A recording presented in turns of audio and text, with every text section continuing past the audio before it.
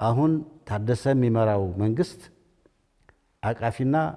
ለሚያሸጋግር መንግስት ሊሆን አይችልም። ቀደም ብሎ ከነበረው መንግስት የበለጠ የቲፒኤልኤፍ ተላላኪ ነው የሆነው፣ የወታደሮቹ ተላላኪ ነው የሆነው። አንላይክ የፕሪቶሪያ ስምምነት በፕሪቶሪያው ስምምነት የነበረው ሳይሆን አገራችን ሰላም የሚያመጣ ትግራይ ውስጥም ሰላም የሚያመጣ ሳይሆን የአንድ ፓርቲ ከሱ ፓርቲ ጋር የተስማሙ ወታደሮች በጋራ በጥምረት ዲክቴት ያደረጉት የነሱ ተላላኪ ሆኖ ነው እየሰራ ያለው። ይሄ ሰላም አያመጣም፣ ወደ ጦርነት ሊወስደን ይችላል፣ ችግር ውስጥ ይከተናል። ስለዚህ ሌላ መንግስት ይተካ ነው ያልን ያለው። በዚህ ውስጥ ደግሞ አንድ 3-4 ነጥቦች አሉ። አንደኛው ፓርላማ የሚመስል ነገር ይኖራል። በጊዜያዊ መንግስቱ ማብቂያ አካባቢ ጊዜያዊ ሌጅስሌቲቭ አሴምብሊ የሚባል አቁመን ነበር። እሱ ጠንካራ ላይሆን ይችላል፣ የጎደሉት ሊኖሩ ይችላሉ። እንደገና እንደ አዲስ እናድርገውም ሊባል ይችላል። ስለዚህ ንሰላም ኢና ንዝምር ንሰላም ኢና ንቃለስ ግን ሰላም ብምዝማር ሰላም ይመጽን ጸላእት ከይደፍርኻ ዘኽእለካ ሓድነትን ዓቕምን ምህናጽ ተወሳኒ እዩ። እዚ ሓሲብኩም ስለ ዝመጻኹም ክትምስገኑ ይግብአኩም። ካሊእ ህዝብና ንህልውንኡ ዝኸፈሎ ከቢድ ዋጋ ብዝተፈላለየ መልክዕ ተወዲው እዩ። ናይቲ ብልሒ ጫፍ ህልውናና ዘረጋግጽ መኸተ ምእንታ ከገብር ህዝቢ ትግራይ ዝወደወ ሓይሊ ትዲኤፍ ትዲኤፍ ናይ ጽንዓትና ምልክት፣ ናይ ጅግንነትና ምልክት፣ ናይ ሰዕራይነትና ምልክት፣ ናይ ዋና ሓይልናን ጉልበትናን ሓድነትናን ምልክት ትዲኤፍና እዩ። እንታይ ዕላምኦም ብጣዕሚ ኢኻ ትድነቕ። በቃ ሰላም ኢና እንደሊ ሕጊ ኢና ንኽብር ናብ ሕጊ ናብ ስነ ስርዓት ናብ ፕሪቶሪያ አግሪመንት ኣትዩ ሰላም ዝፅበ ህዝቢ ኩናት እናኣወጅካ ዝተጀመረ ኩናት መወዳእታ ናብ ዘይብሉ በዚ ደረጃ እዚ ዓብዩ ዝሕዚ ንሪኦ ዘለና ኩናት ኢሉ ናይ ህዝብታት ምብልላዕ ክወልድ እዩ። ምንም ስርሎም ሕቶ የብሉን። መልክዑ ቀይሩ ናብ ህዝብታት ምብልላዕ ከኣት ኢትዮጵያ ቀልጢፉ ማሕበረሰብ ዓለም እውን ግዛዕ እውን ተኣኻኺቡ ኢትዮጵያ ህዝብ እውን ብሔረዛዓቶም ብሔር ብሔረሰባት እውን እንታይ ነቂሖም ኣረ ነው ዝኾነ ነገር ተገይሩ ናፍቱ መሰረታዊ ነገር ተዘይተመሊሱ ብስር ማለት ሓላፍነት ዝጎደሎም እዮም ቶም ሰባት። ኣብ ሓድነትና ዘሎ ሽግር መበገሲኡን መፍጠሪኡን ውሽጥናን በዓልናን ኢና። ነዚ ሽግር እንፈትሕን እንወግድን ሓድነትና እንመልስን እውን በዓልና ኢና። ኣብዚ ጉዳይ ደጋዊ ሓይሊ ነዚ ካብ ምጥቃምን ምግዳድን ዝሓለፈ ተራ ዘይብሉ ምዃኑ ኣብ ግምት ብምእታው ናይ ደገ ምኽንያት እንዳኣለሽናን እንዳመኻነናን ግዜ ክነባኽን ኣይግባእን። ስለ ዝኾነ ኣብ ውሽጥና ዘለው ንሓድነትና ተፃባእቲ ዝኾኑ ኣተሓሳስባታትን ተግባራትን ፖለቲካውን ኢኮኖሚያውን ምኽንያታትን እንዳፈታሕና ኣብ ናይ ሓባር ረብሓ ሓደ ኮይንና ትሕቲኡ ኣብ ዝህሉ ኣፈላላየት ብሰላም ተኸባቢርና ተኻኢልናን እንነብረላ ናይ ኩልና ዝኾነት ትግራይ ክትህልወና ክንገብር ኣለና። ግን ቶም ዓፋር ከይዶም ዘለው ዝወፅሉ ዕላማ ናይ ባዕሉ ዕላማ ክህልዎም ይኽእል እዩ። ግን ብብረት ክፍታሕ ዘለዎ ዕላማ ኣይኮነን፣ ጌጋ እዩ። ካልኣይ ናይ መን መሳርሒ ኢኻ ትኸውን ዘለኻ እዩ። ኦኬ ሓደ ትግራዋይ ናይ ትግራይ ፖለቲካስ ብትግራዋይ ጥራሕ እዩ ክምራሕ ዘለዎ። ናይ ትግራይ መፃእስ ብትግራዋይ ጥራሕ ይክውሰን ዘለዎ። ናይ ትግራይ ዋኒን ናይ ገዛኻ ዋኒን ብባዕልኻ ክፍፀም ክኽእል ዘለዎ። ኦኬ ኦፍ ኮርስ እቲ ዕንቅፋት ዝኾነና እዩ ዝብልዎ ናይ ቲፒኤልኤፍ ሓይሊ እዮም ብተደጋጋሚ ዘልዕልዎ። ግን ንሱ እውን ብሰላማዊ ዝኾነ መንገዲ ተቃሊሶም ሓሳቦም ገሊፆም እቲ ህዝቢ ድማ እቲ ዝሓሸ ዝብሎ መማረፂ ናይ ምምራፅ ዕድል ስለ ዘለዎ ንሱ እቲ ዝሓሸ መንገዲ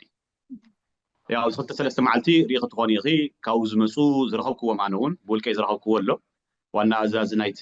ካብቲ ዓፋር ዝመፀ ባይዘወይ ሓራ መሬት ንምባል ንሽተይ ፀግም እዩ ማለት ትግራይ ክኸውን ዘለዎ ሓራ መሬት ኣይኮነ እቱ ተሰግሲጉ ዝነበረ ናይ ጥልመትን ናይ ክሕደትን ጉጅለ እንዳዓዲዑ ኣብዚ ጉባኤ እዚ قدم إلى زجلسكوا كافتجو أي حديمو عفليتو تقوليلو وصي تحاوش تخيل زنورة ناي مسمر فلا لا يبلنا نزبل زنورة ناي سلطان تقمم سيلو زراقب زنورة تسليعو ناولا أختو بالتحساس بعد درجة بأكله يكدر نيرشعو بالتحساس بعد درجة أو زقوا أيزي يخيلو بسجاي كدن جناينير سلازي كم زي زبالة يوتي ناي ودبنا هلونا سلازي كابزوزن يتوجسو ناي جوا ما دم تاتات ودبنا ونحيزو تفلالي مدرخات تحت كايدو وسانتاتنا بهراو حدنتنا زتناخر وسانتاتنا سلامنا كدلدل كسفح زغبر كالو صقماتنا ون زفتح كل حزبي زتساتفلو كل بوكلناون حساب زغلصلون ስለዝኾነ እዘን ዝወሰናየን ክንትግብር ንወፍረሉ ግዜና ወጽሕና ዘለና ተዛሪብና ይኮናን ክንብተን ውሳነታትና ሒዝና ናብ ተግባር ተፈተና ሓደ ኮይንና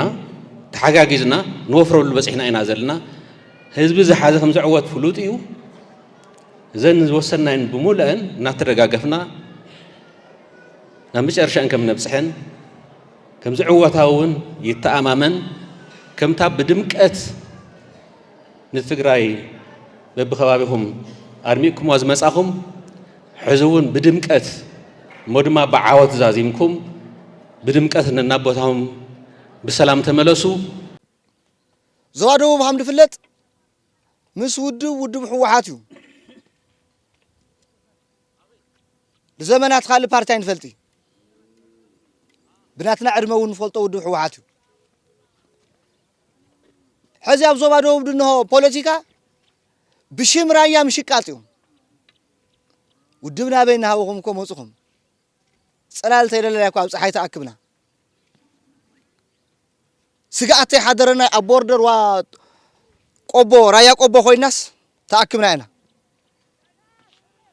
اذا عوي خبرنا مجمرا كن دبعلكم مورال وسدو دبعلكم بتاع ميدا مسكن زي امسبلنا حزي تحز خونتات زي تمالي صره حزب تግራይ ኮይኑ ተሰለፈ ሓይሊ حزب تግራይ ጆኖሳይደር ኮይኑ ለጥፈ ሓይሊ حزي حدش سمرت دبل بارتي مسرته موصو ማለት حزلنالو بتاع مخبيد بقالاتهم بنገልጾ ዘይንኽእል ከምቲ ጅግንነትና بقالات ቃላት ተሳኢኖና አለ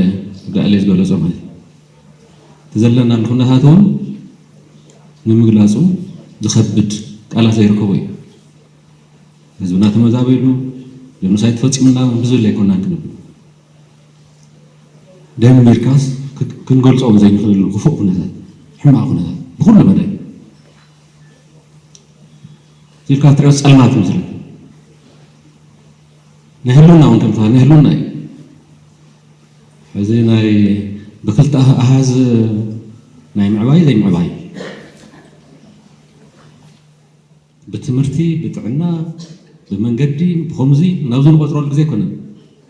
ثم نقطرم نورناون فراري سمو ጉድኣት ህዝቢ ትግራይ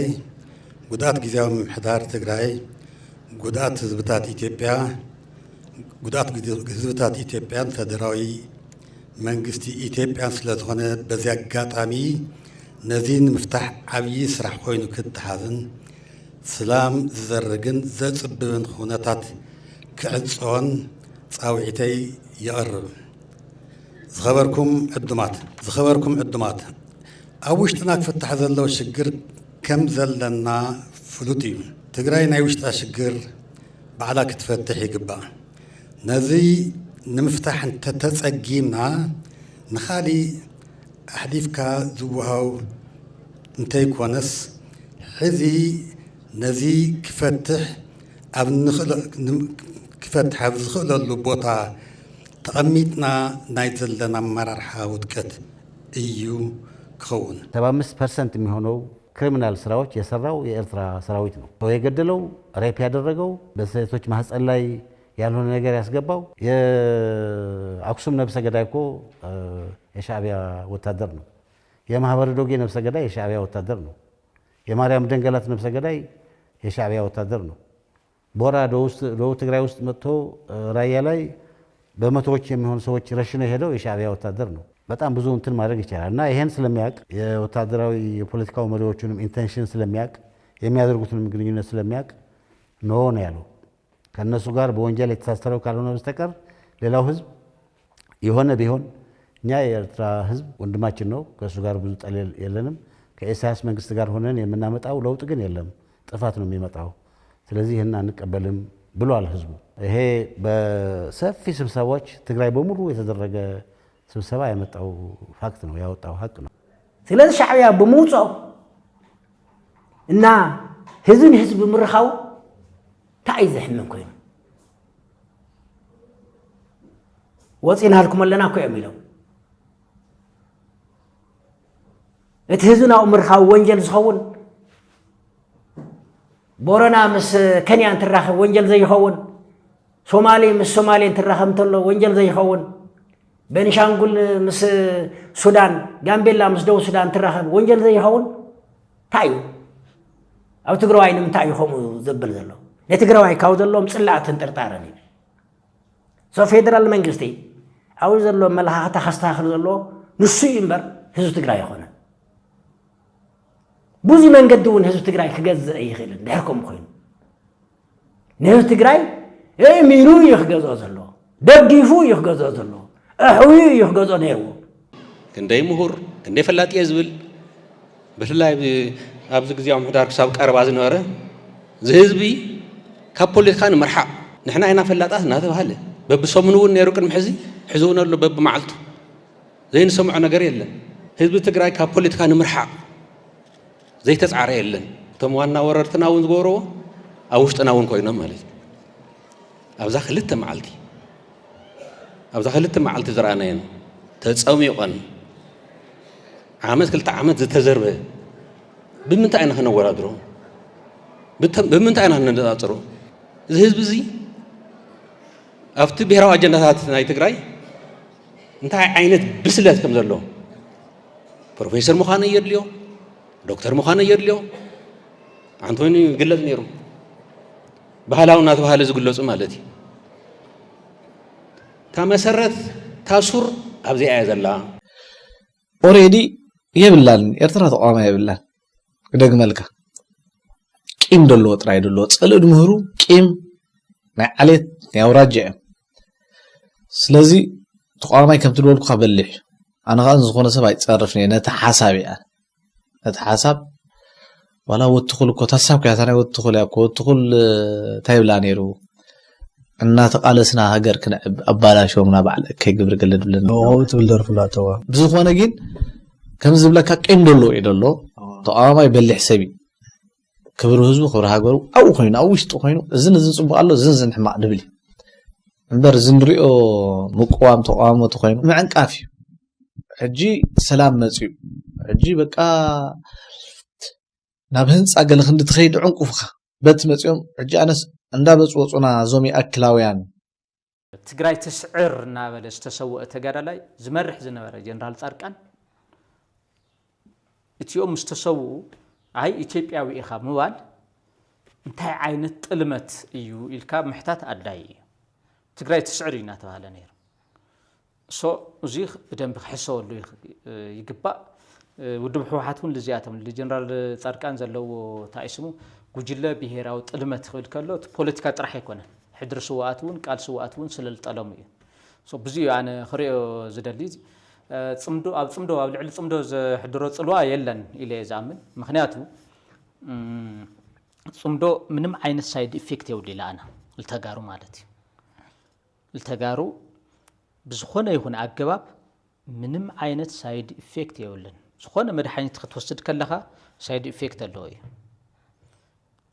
ፅምዶ ግን ዝኾነ ይኹን ሳይድ ኢፌክት የብልን ብዝኾነ ይኹን መለክዒ ንትግራይ ዓውደ ኩናት ዝገብር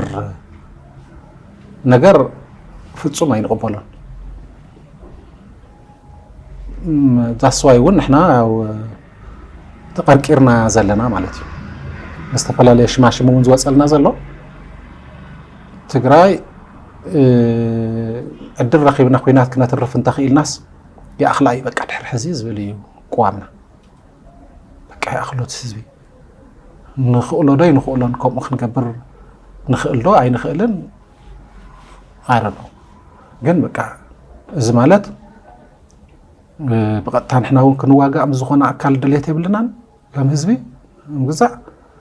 ትግራይ እውን ብዝኾነ መንገዲ ዓውደ ኩናት ዝገብር ኣካይዳ እውን ኣይንኽተልን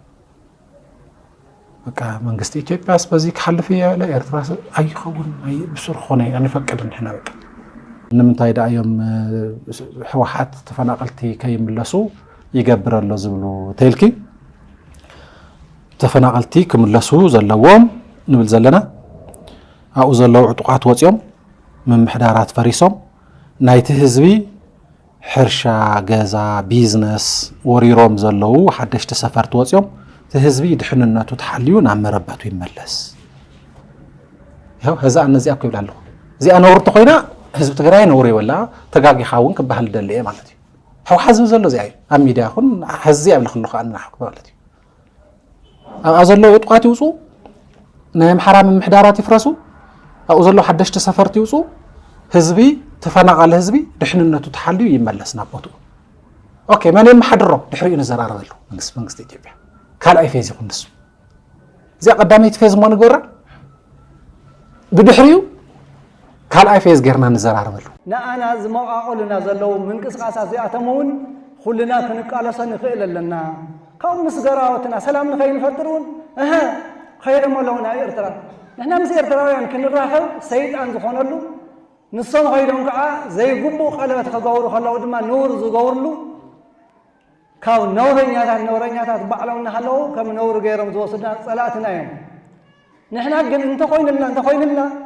ሕጂ እውን እንተኾነ ካብኡ ንላዕሊ ምስ ህዝቢ ኤርትራ ይኹን ምስ ህዝቢ ኣምሓራ ይኹን ከባቢና ሓድነትና ብዘጠናኸር መገዲ እናተቃለስና እናሰራሕና ሓድነትና ኣጠናኺርና ናብታ ንደልያ ናይ ልምዓት ኮሪደር ዝኾነት ዞባ ምዕራብ ቦታና ክነኣቱ እዚ ናይ ድሕንነትን ህላወናን ዘረጋግፅ ምንቅስቃስ ከምዚ ዓይነት ተጀሚሩ ዘሎ ዕዉት ንክኸውን እዚ ኮንፈረንስ ከዓ ይምነ እታ ናይ ቀደም ሕዙብ ነምፃያ እያ ከምታ ፍትሒ በረኻ ገዲፍኩማ ዝብለና ህዝቢ ኣብ ትሕቲ ዳዕሮ ኣበይ ዳ ኣላ ዝብላ ናብኣ ተመለሱ ናብኡ ኢና ክንምለስ ዘለና ንድሕሪት ምኻድ ኣይኮነ ንሱ ንሕዚ ንፅባሕ ነው ስለ ዘድሊ ህዝባውነት እያ በኣ ንለክዓ እየን ኩለን ማለት እዩ ንውዲ እውን በኣ ንለክዓ ንመራርሒ እውን በኣ ንለክዓ ካሊእ እውን በኣ ንለክዓ ኣብኡ ደሎ እዩ ሕዝታ ናይ ህዝባውነት ህልውና እያ ከም ህዝቢ ተመዛበለ ጥራሕ ኣይኮነን እቲ ዘይተመዛበለ እውን ዝኸፍአ ተመዛበለ ዋላ ይኹን ኣብቲ ተሰደደ እውን ኣብ ትሕቲ ፀላእ እውን እኒ ተዝሓለፍናዮ ብሄራዊ ጭቆና ተገላጊልናዮ ዝበልናዮ ተመሊሱ መፅኡ ሕዝኮ ትግራይ ብሄራዊ ጭቆና እዩ ዘሎ ምስ ኤርትራ ተጀሚሩ ዘሎ ፅምዶ ፅቡቅ ውፅኢት እዩ ዘምፅእ ዘሎ 4 ዓመት ፌደራል መንግስቲ ለሚና ክትግበረልና ዘይከኣለ ተተግቢሩ ኣሎ ናይ ራማ መንገዲ ተኸፊቱ ኣሎ ናይ ዛላምበሳ መንገዲ ተኸፊቱ ኣሎ ናይ ኢሮም መንገዲ ተኸፊቱ ኣሎ ህዝቢ ንህዝቢ እውን እናተራኸበ ይኸይድ ኣሎ ስለዚ እዙይ ተጠናኺሩ እንተቐፂሉሲ ዓብዪ ረብሓ ዘለዎ እዩ ንክልቲኡ ህዝቢ እቲ ህዝቢ እውን ባዕሉ ብድልየቱ ኣብቲ ዶብ ዘሎ ህዝቢ ዘካይዶ ዘሎ እዩ ስለዚ ካሊእ ሽማሽም ክወሃቦ ይብሉ ንኹናት ተባሂሉ እውን ኣይኮነን ፅምዶ ዝግበር ዘሎ ንሰላም ተባሂሉ እዩ ፅምዶ ዝግበር ዘሎ ስለዚ ኣብዚ ሓደ ሰባት ንኹናት እዩ ንግዛዕ እዩ ኖ ንሕና ከም ውድብ ንሰርሐሎ ኣለና ኢና ንምንታይ ረብሓ ስለ ዘለዎ ማለት 4 ዓመት ዝተዓፀወ መንገዲ ክፈት ዘይከኣለ መንገዲ ከፊትና እኮ ሕዚ ሕብረተሰብ ይርብሐሉ እኮ እዩ ዘሎ ካልኣይ ፅምዶ ኣነ 100% የድግፎ ፅምዶ 100% ካብ ምንታይ ተበጊሰ እየ እዘን ወሰን ዝነበራ ከባብታትና ሓራ ኮይነንስ ሰብ ተሓዋዊሱስ أو دا أمتون صبوا عيدو أربع عديان قلنا منالباش كي جاجة خفل تمرتي فلتو بيت تمرتاتون صراحة كجمع رأيين تبايلو زين أنا دستعيو منقسنا وعلى أمامت أنا كيداني له بعلي ودايو حزبنا حزب قد واي بصورو خر بتاعمي أو كله حرقوا يكون أو كالي أخلا وكالي هزي يقصل كاو سراويتنا نت أنا خرنا حجز أو قرلو كشوخ يقولو أما يقولو اللي يقولو نحن قلنا عرات دك إسناتي أتي أنا قبل لنا سراويتنا نت أنا خرز بالجن حدنا هزي تقرأين دكها كم هزبي كم دقارو يقصر بين فصلين علنا قد ما يلنا وحسوا خلنا نقرس اللي زي اللي لازم تحلف كم دول يعني حلف إلا أنت كنا لا أنا بتعمون سلزر لينا كابون لعلون بس إحنا قرون يرلينا دين كم تزوركم الموت هذا ما عرفتم كان نصاص الله تكم ليها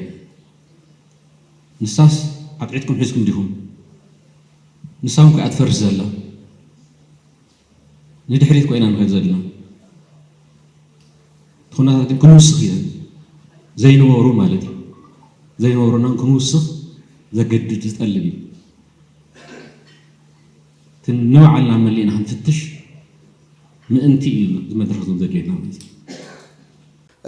حزب تግራይ تمالي كابوتو انت مزابلتلو تقلالي بفلاي دما حزب معراب تግራይ سخون يكون معقني ኣብ ልዕሊ መንነቱ ብዝበጽሐ በደል እምበር ካሊ ኣበሳ ዝፈጽሙ የብሉ ህዝብ እዚ ምዕራይ ትግራይ ናይ ትግራይ ምዃኑ ሕገ መንግስታዊ ኣፍልጦ ዘለዎ እዩ ተቐላሊ እውን ብታሪኽ እውን ዝፍለጥ እዩ ብዓለም እውን ዝፍለጥ እዩ ቋንቋኡ እውን ትመሬቱ እውን እዚ ህዝብ እዚ ትማሊ ካብ ምዕራብ ተመዛወለሉ መሰረታዊ ምኽንያት ኣጠቓላሊ ትግራዋይ መንነት ብምዃኑ ካብቲ ቦታ ኣፈናቂልካ ትኽስደድ ዝኽእል እውን ኣስዲድካ ክስደድ ጌርካ تخطل زخلون كاتيلكا تخطل زي كعلون هاديمو علم توتينو خطفز تجار بروجكت مالي بناي صلات بروجكت تفصيمو تفاتزي ابلع لي حزبي زتفصمه بدليو ابلع لي حزبي زتفصمه برستي ابلع لي حزب تግራይ حزي እዚ ዘብረሰ አካል እትቦታ ሒዝወሎ ናይ ህዝብ ላዕላውነቱን ክነረጋግጽ አይንኸልን حزي በተዘለ ኹነታት ገለገሊኡ ኣብ ውሽጥና ኮይኑ ካሊ ተልእኾ ሒዙ نوح جزيم سنة يقعد نيرو ديوان مجمّر يا زفلت أسوون كليو أما أخذ زفلت أمسى كلي تفعلت كليو أنا يحد حارس ترد أسوون كلنا يخلي خير أنت أنا مجمّر أكل ناس سلال فوق داعي تبهال تلو زحلة فغلط عمت زين ورا جم قاماتين زين ورا من قافات كالوتين جن السلال فمخان جن كير بجلس مصيم علتي أنس PPE زجورز نور تهجاجية مدمرز بالمصحف أكاكير زوج صلوا زنور خانس تجاجي حزقين طريقة الله إنكو عصحف هاي بتعمد الزبيل مما يتنايو زبيل أكالي تفتر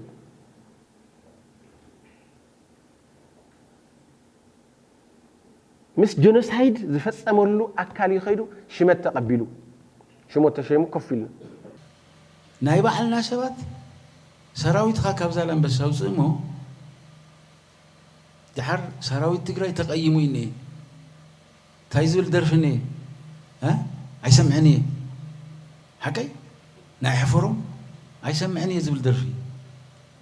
نابنا حنتي تتتكوسا سراويت تግራይ اتن زحزن قيم بمولو كواصايو ترى حنتي سوم تጋገيم ወይ ተተኩሶም ወይ ናحنا ተጋጊና ተተኩስና أوقات ولا أياس خاب دحريت شفان لها أي بحر تأتي خايلهم زمخروه سبات كبع عنا يبنقلكم له تمخيرو وزيو ويطيت كحكبلي تتبهل يلي كابيك مز لبا ما تيهم حيسكم ونيهم يا روقعاتهم حيسكم ونيهم كلهم زوام محدر تزلوا حزي بقطع تطوعنتهم لود حوحات يكون العالم جرو هذه تطوعنتهم مالت التي خالي فنجال حوحات مالتي ناي دجن حوحات كبيت صحفة حوحات زفنقط يمزياتهم ناي بيت صحفة عالم يمزياتهم ስለዚህ ቤት ጽሕፈት ህወሓት ወይ ከዓ መንጀርነት መርሖ ቤት ጽሕፈት ህወሓት እዚ ፓራላይዝድ ኮይኑ እዩ ኢንቴንሽናሊ ካልኩሌት ተገይሩ ፓራላይዝድ ኮይኑ እዩ ህወሓት እዚ ሰመመን ተወጊኡ እቲ መደንዘዚ ማለት እዩ ከምኡ እዩ ከምቲ መርዚ ላወንጭዋ ዝረጨ ተበን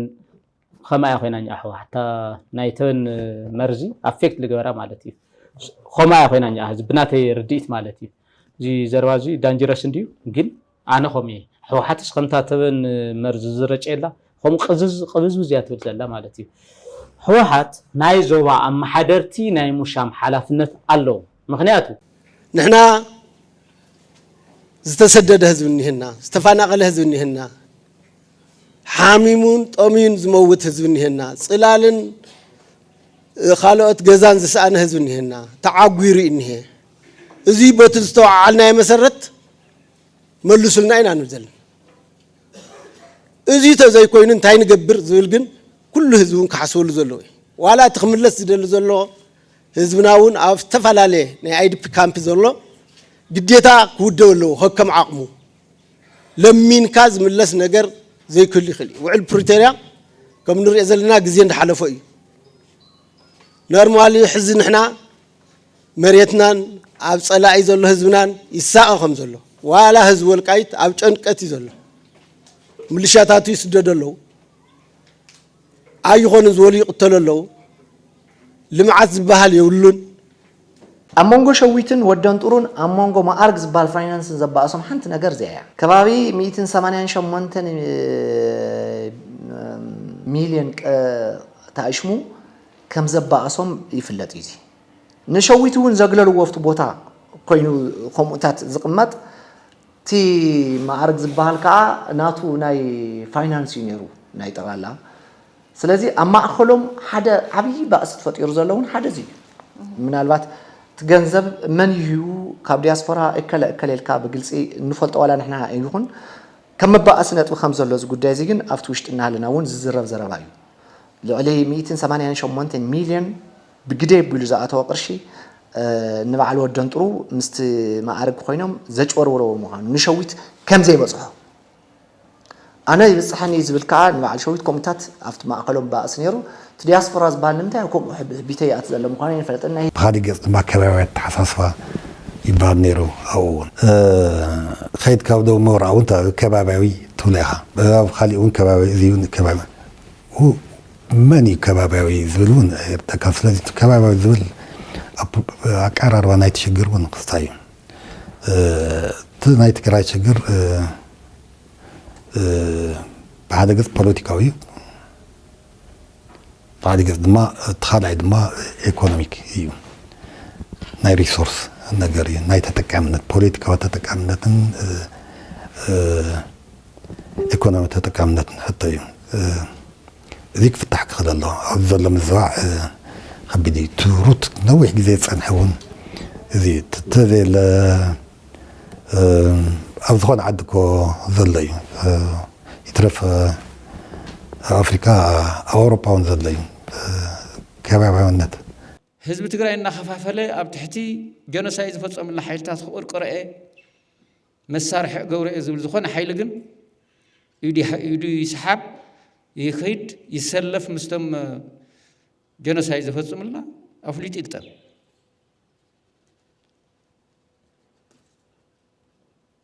ካብዚ ወፃኢ ዝግበር ነገር ቅቡልነት የብሉን ብፍፁም ስለዚ እቲ ሕጂ ንገብሮ ናይ ጥምር ኮሚቴ ስራሕ ኣብ ዝሓለፈ ብዘይ ምስራሕና ዝተፈጠረ ዕዳ ኣለና ሽግር እሱ እውን ኢና ክንፈትሕ ትግራይ ናይ ኩላትና እያ ናይ ማንም ኣይኮነትን ናይ ኩላትና እያ ኢሉ ግን ዝኾነ ሓይሊ ሒዝልና ክመፅእ ዝደሊ ሓይሊ ከዓ ኣይንቕበልን